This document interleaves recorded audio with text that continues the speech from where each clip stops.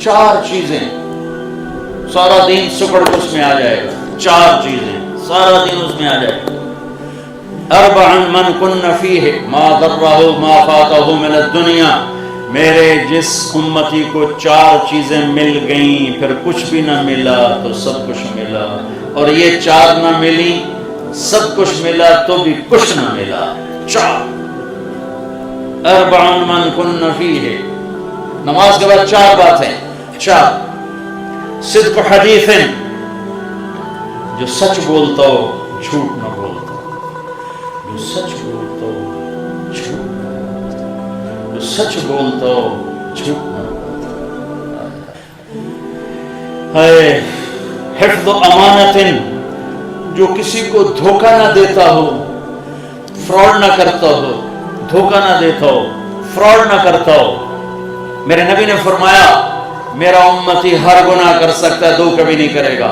ایک دھوکہ کبھی نہیں دے گا، ایک جھوٹ کبھی نہیں بولے گا. ایک دھوکہ کبھی نہیں دے گا، ایک جھوٹ کبھی نہیں بولے گا. بچو سچ بولنا سیکھیں. میرے معاشرے کی تباہی کا سبب یہ سیاسی لوگ نہیں ہیں. میرے معاشرے کی تباہی کا سبب ایک ایک فرد کا جھوٹ بولنا ہے، ایک ایک فرد کا دھوکے باز ہونا ہے، ایک ایک فرد کا وعدہ خلاف ہونا ہے. جب تجارت جھوٹ، دھوکہ، فراڈ، فریب، جس ملک کی FIR جھوٹی کٹے،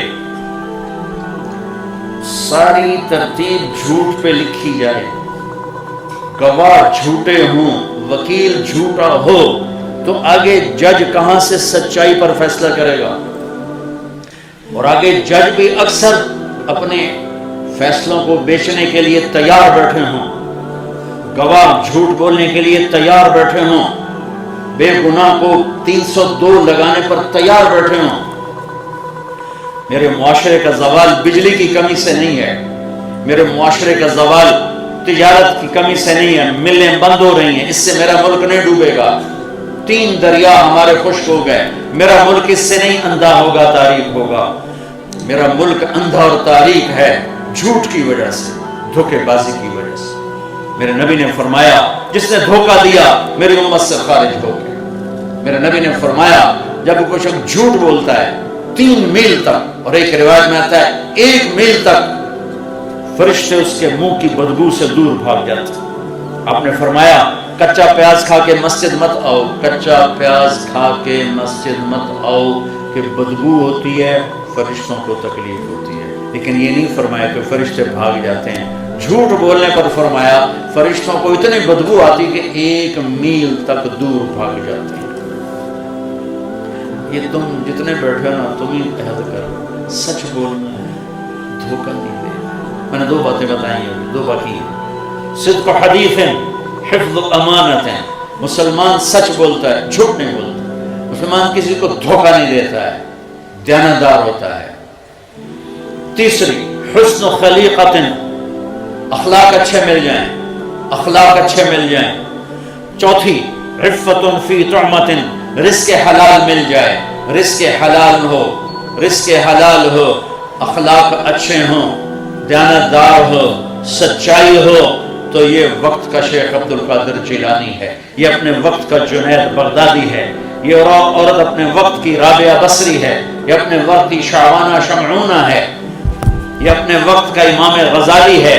جو سچ بولے، جو دیانتداری سے چلے، جس کے اخلاق اچھے ہوں، جس کا رزق حلال ہو. اس میں ایک لفظ ہے حسن و خلیقت، اخلاق پر حسن کا لفظ آیا ہے کہ اخلاق ایک ایسا عمل ہے جو انسان کو خوبصورت بنا دیتا ہے اور اس کے رشتوں کو خوبصورت بنا دیتا ہے. کوئی بھی رشتہ ہو، اس کو زندہ کرنے کے لیے اچھے اخلاق چاہیے. ماں باپ ہیں، بہن بھائی ہیں، کوئی بچے ہیں، خاص طور پر خامد اور بیوی کا جو رشتہ ہے یہ ایسا ہے کہ اس میں سب سے زیادہ اخلاق کی ضرورت ہے. میرے نبی نے 11 شادیاں تھیں، 2 آپ کی زندگی میں چلی گئی، اما خدیجہ، اما زینب.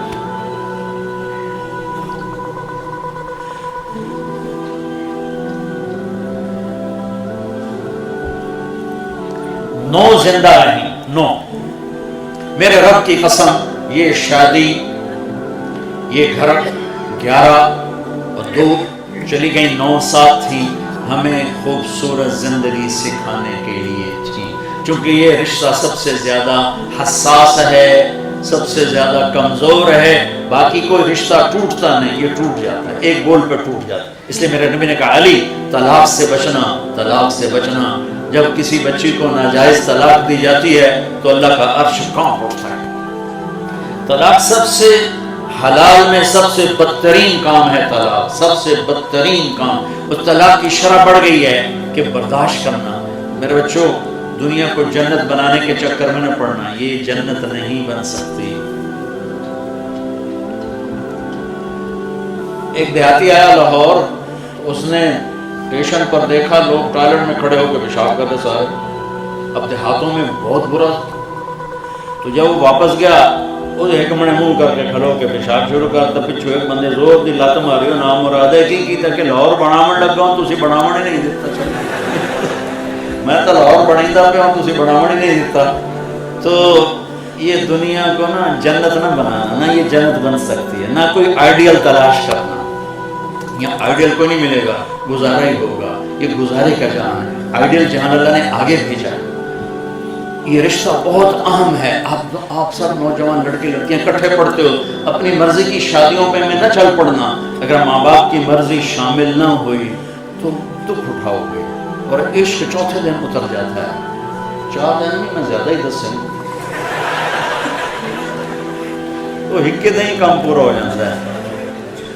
زندگی تلخ ہے، تلخ ہے، اور عشق تخیلاتی فرضی چیز ہے، خوابوں کی چیز ہے۔ جب حقائق ٹکر لیتے ہیں تو سارے عشق معشوقیاں بھول جاتی ہیں۔ اس لیے ماں باپ کو بیچ میں شامل کرنا